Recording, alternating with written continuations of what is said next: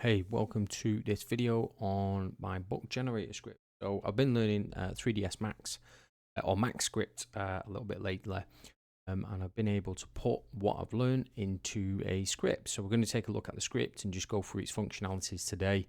And yeah, if you get on with it, feel free to use it, download it, and see what you can do. So once you've downloaded the script, all you need to do is drag and drop it into the 3ds Max viewport, and you'll get the digital Steez box, UI box, some functionality in here. The top section, the book count, this is actually the how many books it's going to create. And then you've got the max sort of width, height, and length settings. So each of these represent sort of the maximum range of how large you would like your book to be created. So if you go ahead and hit generate, that'll generate a book for us, and you can see that it's put it into the scene.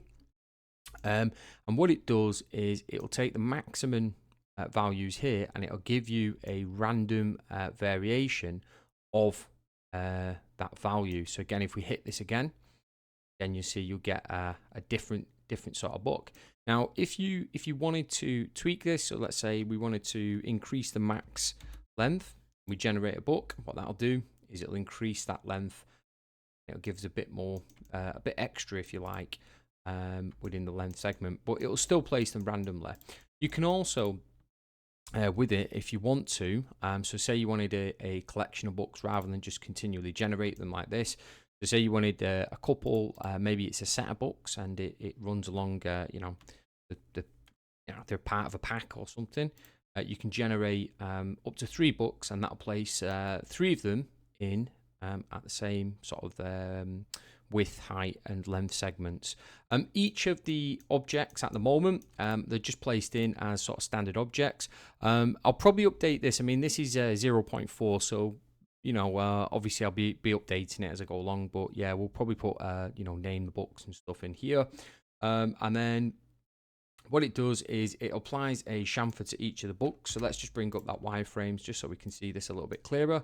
So I'll bring up a chamfer on each of the books that's applied. Its default setting 0.5. So again, you can sort of experiment with this and tweak it and change it. The way the chamfer is applied, it's applied through the selection. So via the selection here into here, it'll grab that, so it selects these faces for you.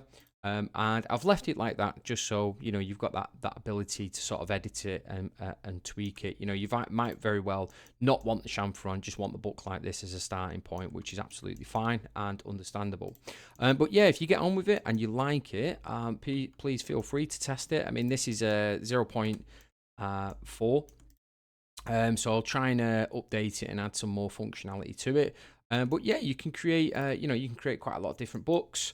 You can do quite a lot of things with it. It's quite interesting the way that it works.